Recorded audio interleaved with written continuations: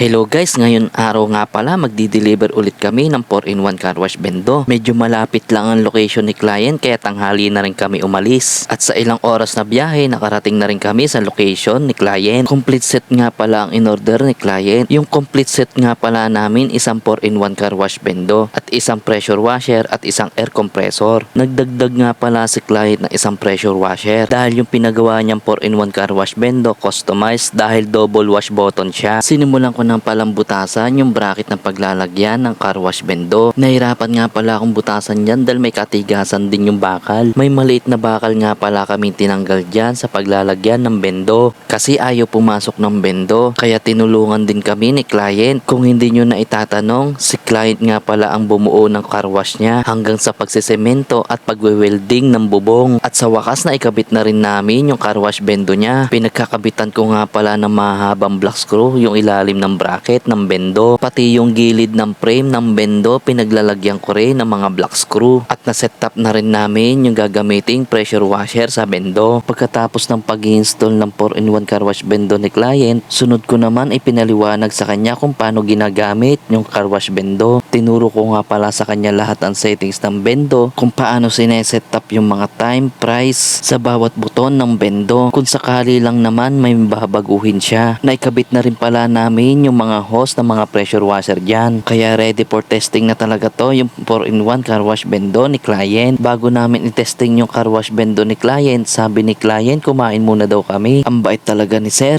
Naganda pa ng pananghalian at pagkatapos kumain at konting pahinga, sinimulan na rin namin ang pagtetesting ng bendo. Yung unang sinubukan nga pala namin yung wash ng bendo. Napakalakas ng pressure ng tubig ng pressure washer dahil bell type to. Sunod naman namin susubukan yung foam ng car wash bendo. Kaya pinahawak ko na kay sir yung hose ng foam at hinulugan ko na rin ng barya yung bendo. Tankless nga pala to yung 4-in-1 car wash bendo. Kaya hindi na kailangan ng ibang machine para magpapomi ng car shampoo. Si bendo na pala ang bahala doon para magpapomi sa car shampoo. At nakakatuwa, sa halagang 5 piso, makakagamit ka ng kaganyang kagandang pomi na car shampoo. Kaya matutuwa talaga ang magiging customer ni client. At sunod naman, sinubukan naman namin yung isa pang buton ng wash ng bendo. Double wash button nga pala ang pinagawa ni client sa car wash bendo niya. Guys, customize nga pala to Yung piso gripo na button sa car wash bendo, pinapalitan ni client ng wash din. Kaya dalawa yung pressure washer na ginagamit ni client. At ito nga pala ang itsura ng location ng car wash ni client. Daanan talaga ng mga sasakyan at isa pa napaka-presko dito dahil malakas ang hangin. Kaya good luck sa bagong business nyo, sir. Salamat nga pala kung nakarating kayo hanggang dito sa video ko. Kaya hanggang sa muli, paalam.